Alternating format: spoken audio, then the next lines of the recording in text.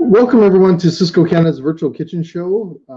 We're super stoked today to have Tetley back for another visit into our virtual kitchen, and we actually have some pretty amazing culinary ideas utilizing Tetley tea, and I'm super thrilled for today's review and today's meeting and discussion, whatever you want to call it.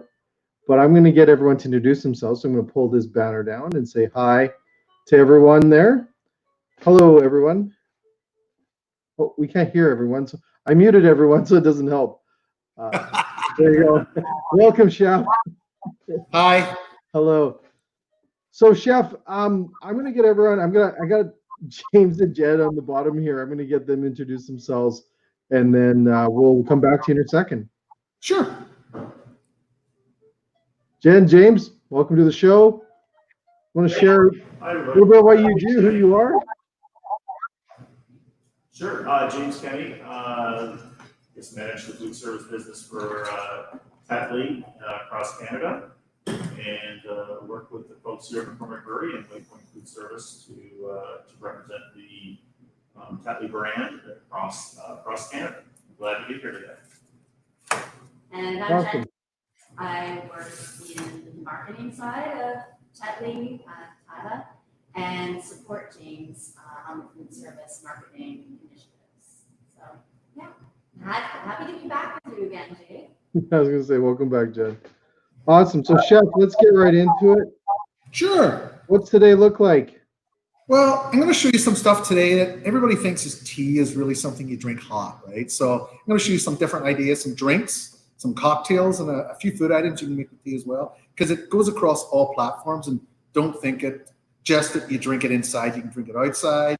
You can drink it in the bar, and you can cook with it, right? So they're really simple, really easy to get along with, and I think that the people will like them. So the first thing I'm going to make is a wild berry iced tea lemonade, and it's really simple. I'm using our wild berry tea that I've steeped and I've cooled overnight. Then I'm just going to take a glass and I'll put some fresh ice.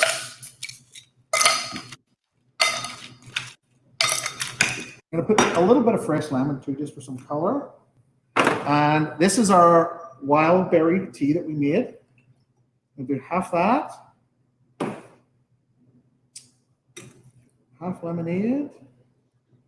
And then I'm just going to put a touch of simple syrup. So simple syrup is just equal parts sugar and water. And then we're going to give it a stir. And you get this beautiful color, right? And it just looks really nice. Having this on the patio would just be a great drink right now.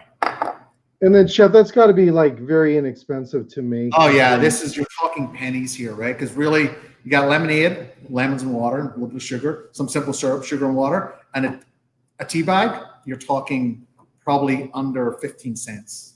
Yeah. Now, how many beverages would you get out of a tea bag?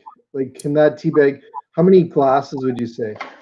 I would say one, right? One? Okay. That's what it's designed for, yeah. Typically, you want a little bit more concentration in this because you it with water and also lemonade. So you don't want to overdo it and try and make too much from one. You just won't get that beautiful berry flavor that's in there. Yeah. Excellent. All right. So Jen, I got to ask Jen, because I know Jen knows a lot about that berry tea. What's in that tea that makes it so good for you? This has got to be good for you, right? The wild berry flavor is full of helpful herbs as well as berry pieces. So I think there's about 15 different ingredients in this one, but it's all herbal based. So there's no caffeine added. There's actually no tea. It's a herbal, as we talked about in our last Sysco. It's really just a bunch of spices and flowers, but this one is primarily fruits and herbs. Beautiful blend. And operationally, I mean, this is a quick, easy beverage to make and get out on the patio, and or when places can open up and have a few people inside. This is a quick and painless drink to make, and it can be added alcohol, can be added to make it more of an adult feel. We're getting to that. We're getting to that. And then you have multiple uses of one tea. Let's go into the booze, Chef? Yeah, we're getting that was for the kids. I do this thing Fridays. It's called Drink Fridays during COVID, just so everybody could have, all the adults could have a drink on a Friday. So we're going to get to that part now. So the next one I'm going to make is a Chamomile Tequila Sar. So basically what it is, I've made chamomile tea that I've steeped with some, made the tea and then I made some simple syrup again, mixed it with it. And basically all I'm going to do is I'm going to rim a glass right here with kosher salt. And I put lime around the glass first, and then that's how you get the salt to stick to it. I put some ice. I put my chamomile tea and simple sugar. I put fresh lime juice. This is where you get the sour part. And I put some good tequila. I stole this from home, so if my wife's watching. I was gonna say, I don't know what a bad tequila looks like. This is good tequila. There's good tequila and bad tequila. This is a good tequila. There you go. Really simple. Another great drink for the patio. You drink it. It's refreshing. It just gives you this feeling that it's something different, right? It's not the normal. Using chamomile tea to get that herbal flavor again, and you're using the lime for a little bit of acidity, and then the tequila pairs really well with it. Very simple. Yeah. And I think that whole herbal tea thing within the drinks when you get into alcohol is definitely getting into the functional movement. Yeah, for sure. Product that we're looking for. I think it's huge. It's a great idea there. Again, tea doesn't have to be warm. Again, we're just trying to show you things. Tea can be cold in a cocktail. And today when restaurants are reopening and you want to try and set yourself apart a little bit different than everybody else, this is a bit more work. There's no question about that. But that little bit of work, nobody has this drink on your menu, so you can charge whatever you want for it. You're not competing with a margarita, right? Yeah. You've created a drink that's unique and different, and you can charge. There's nobody to compete against you. So yeah, and I think the natural things of it from the tea and everything, it's like a healthy alternative alcohol drink. Yeah. but I know Jen's got insights into it, and James. So what's with chamomile? How great is chamomile for one? It's a beautiful herb. This one is just one ingredient, pure chamomile. And it's known to be very relaxing, so kind of calm you down, to unwind at the end of the day. It's perfect for a cocktail.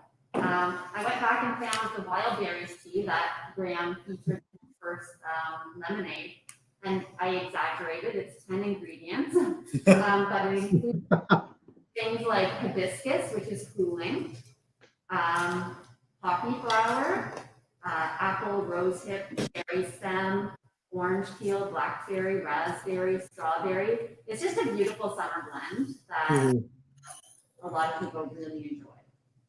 So yeah, these are the two featured teas so far. We're about to go grab drinks from the bar. So hey, you know what? I wish I was there. Working. I was going to say, please have one for me.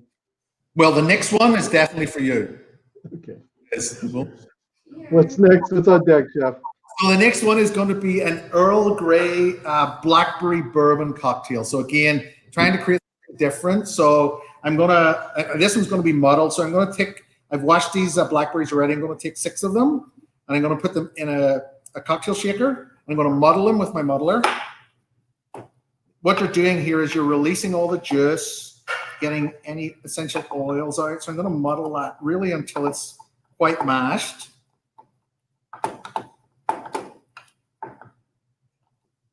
So basically, I'll try and, hard to see but you can see it's quite well mashed there.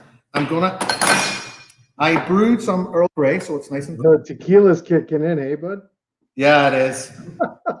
I'm gonna add my Earl Grey in. So it's just Earl Grey. You just cooled Earl Grey tea. I just made Earl Grey like I would a cup of tea, and then I just cooled it in the fridge. That's what I did with all of these. So you just brew your tea, and you can do, if you want to do a large batch, you can do like 6 tea bags, 6 cups, right? So it doesn't. The cool thing about this is you can pre-make this, right? Like you can make this the night before, leave it in the fridge. Your tea's done the next day. There's really no labor involved in it, right? So I'm going to add my simple syrup into this.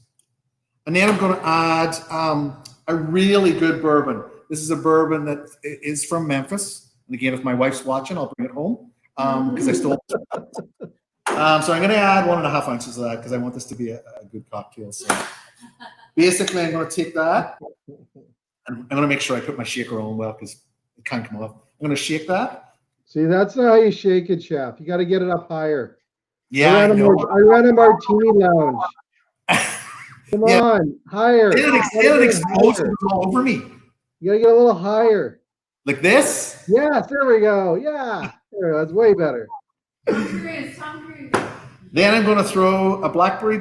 Sorry, I'm going to throw some ice first into my glass. And you want a good amount of ice here, right? So, yeah. And I've got a lemon twist in here.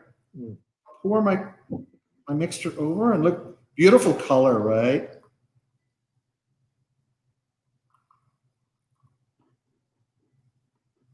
I'm going to put a blackberry on top. And there's our, I'll hold it up.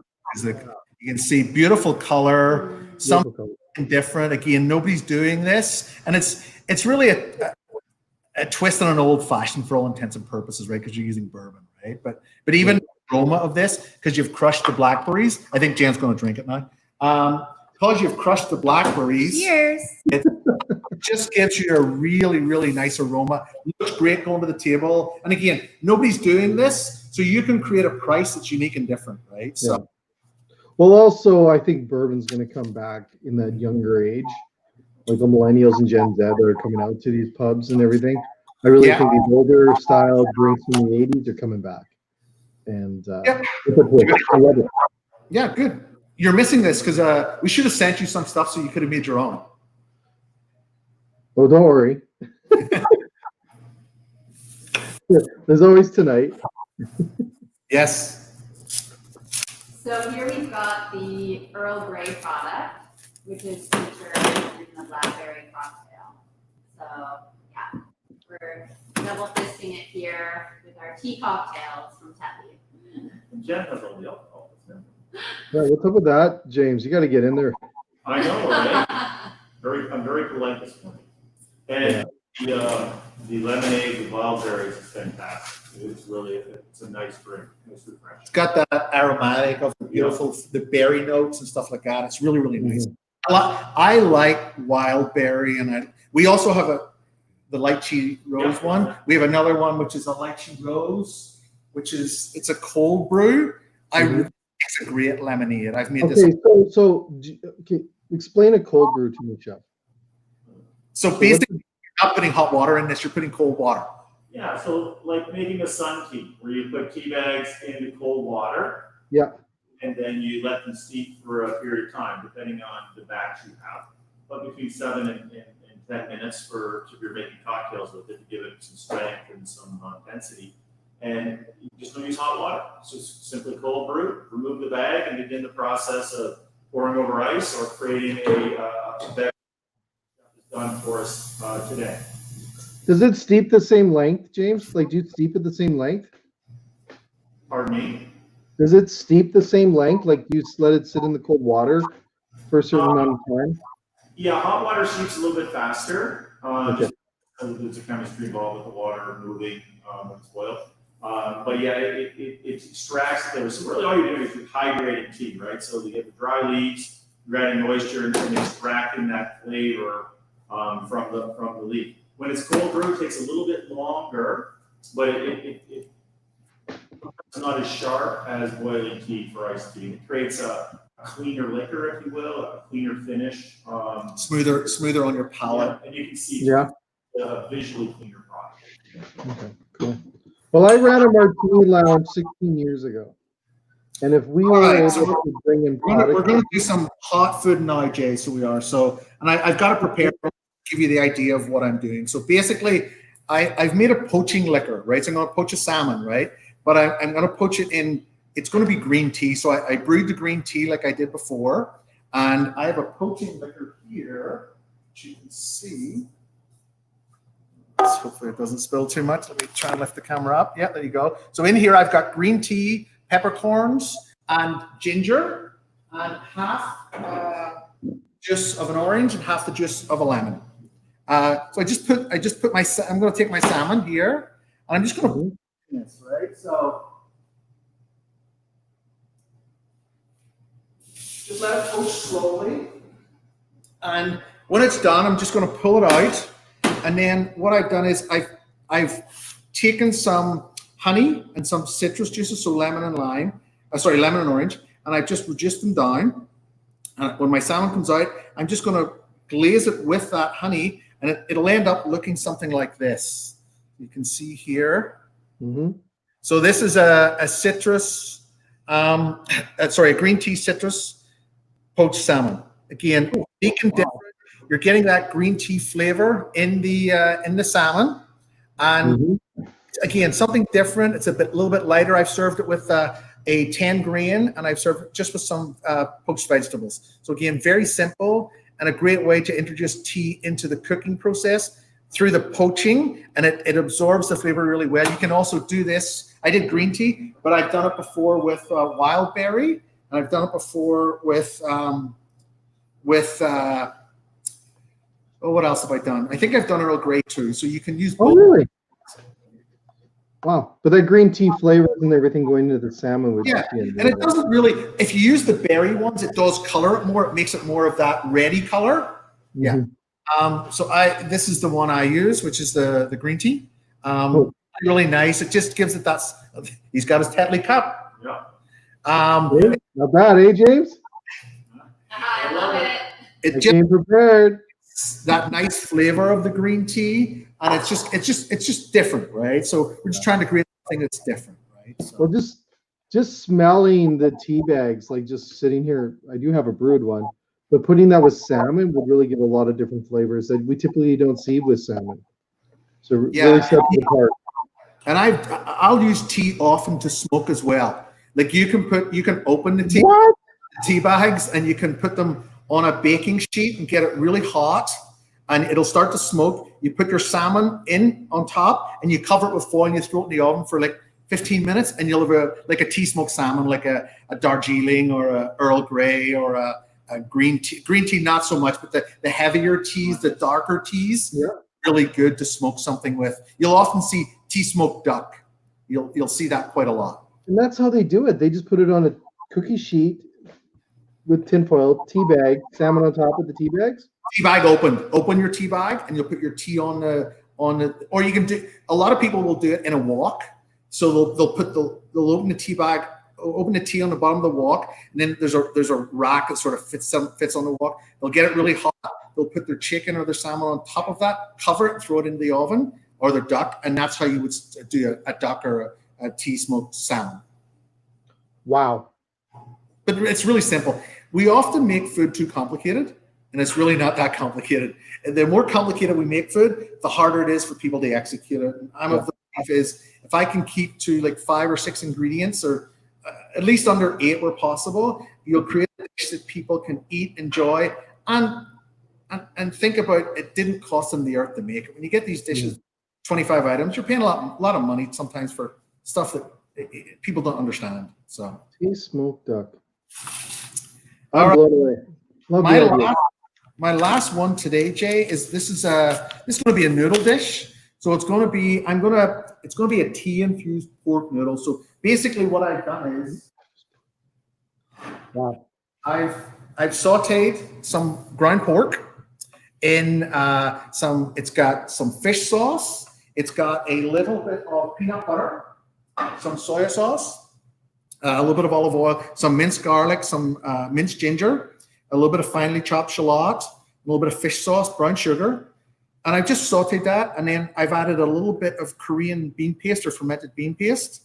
And then I've added some just regular tea, orange pico or tea, just to give it that tea note. And then I've added some fresh vegetables, some fresh lime, and I've just created a dish that looks like this. Okay. Line moved there, so let's just move that. So this is like it's got some snap peas in there, it's got some carrot, it's got the noodles, and it's got the pork that's sauteed in the Asian notes with a little bit of tea, and the orange pico or the regular tea pairs very well with the Asian food.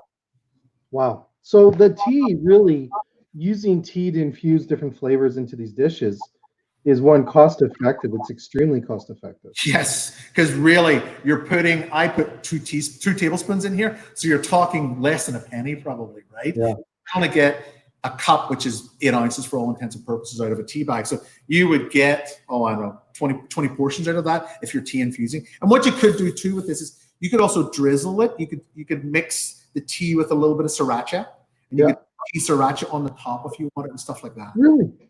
Wow. Yeah. Does the tea flavor still stay there? Like you can still pick up the notes from the tea? It's slight notes on the background, right? Okay. To enhance the flavor and to bring it brings out some of the other notes in there. It works really well with the Korean bean paste or gochujang, whatever you want to say. It works really well with that. I think it brings that out a lot. Yeah, and then when you heat it up, when you get it warm and stuff again, or you put it into these dishes, those notes are just going to pop out again. Yeah. You emphasize, right? Wow. I never thought we'd be talking about cooking with tea. I'm blown away. It's not complicated. When we try and make things complicated, we make them complicated. But when you cook the things that you like, it's much easier to work with. Yeah, and I never thought of it just in a sense on the cost of, like, it's so cost effective to be able to use teas in your dishes. And it's going to cost you next to nothing to really give something that you can sell. It's a new experience for a lot of people. A lot of these dishes, right? Yes. Brilliant. I love it when we can help restaurants save money, especially in dishes like this, and create some new dishes and some new drinks that really they're not complicated to make. This is not something that you need a lot of technical skill to do. This is something that you can make really easily, and the guest gets a product at the end where you go, wow, this is unique and different. Well, I'm going to be infusing some stuff tonight. I say this at all the shows we do. So I take your guys' ideas and I test it on my family. So I love this. I love the idea. I just love the cost effectiveness on this. It's so, and then the value is over the top, I believe, because it's something you don't hear all the time, and love it. And especially when you get to beverages, because like I said, I ran a martini lounge, and we would syrup ourselves to death because how many drinks we added just the syrups to it. And nowadays, I don't think you can do that. It was a while ago, because people are so conscious of what they're drinking and what they're eating. And I think adding teas into liquor beverages, brilliant. Absolutely brilliant. Yeah. And again, because no one else is doing it, they're not competing against someone else on the price point, right? You can set your own price point, and that gives you some uniqueness in today's environment. Absolutely. So James, you guys look like you're having a little bit of a quiet time over there. Ooh, we got food and drinks, so we're not interrupting anybody. We're set. I was gonna say, how's your lunch looking? I know, but I'm waiting for the noodle one to come over my way. That's Awesome. So for people that wanted samples of Tetley teas, I'm going to bring up that across the bottom of the screen here. They can just go to McCormickBrewery.com, and you guys will send them some samples and give them a hand or two. I think it's info@McCormick Brewery, right? Was it info? Did I screw that up? info@McCormickBrewery.com, and reach out, get some samples. We gladly get them out to you, and we can connect you with our sales teams across the country. We also, with Chef Graham too, want to get a little insight on some of the recipes. And we will be sending these to internally at Sysco to see if we get the recipes posted on Sysco.ca. And or again, like I say, info@McCormickBrewery.com, and we can go from there. Excellent. And then we'll put your links inside the video at the bottom of the video. We'll put your links there so people can just link and they can see more ideas on Tetley Tea's website. Yeah. Tetley Tea's website? No, the farmers piece, right? Yeah. And, Yeah. We've got some. And also one that we're going to getting for recipes. We're running a contest starting in July on Instagram through the Ontario Sysco sites right now, which is send us a recipe, and then we repay you with some tea. So it's a recipe people can send in cocktail recipes, and we will make your own, send it to us, and it's open nationally. We're right now running through the Sysco Ontario sites. But if someone's sitting in Vancouver watching this and they want to send us a cocktail recipe, gladly would send you a box of tea, one of our specialty teas, to try something new. Cool. It's that simple. Oh, awesome. Chef said, keep it simple. Not really rocket science, but it's having a lot of fun. It's tea. Absolutely. What'd you say, Chef? It's tea? Tea and biscuits. Tea and biscuits. Those is tea and biscuits. Don't make tea and biscuits. Awesome. Well, thanks again, Tetley. Outstanding ideas, Chef. Love the drinks. Love the ideas. I'm going to use them tonight and do some infused products and some dishes tonight. But thanks again for all those ideas. Outstanding. Jen, James, enjoy your beverages. And thanks again. We love you guys. This is awesome. So for everyone else, we got another show today, this afternoon. And then we have more shows on Wednesday and Thursday. And then we're going to be back following next week after the holiday. And we're going to continue to bring you more ideas and great stuff like Tetley did today to really help you out. The money that you're going to save by just using these is insane. So use them in your dishes and grab a beverage. Enjoy your afternoon. Thank you so much. Awesome. Thank you. Thanks, Thank you. Jay. Bye. Thanks to Chef. Take care.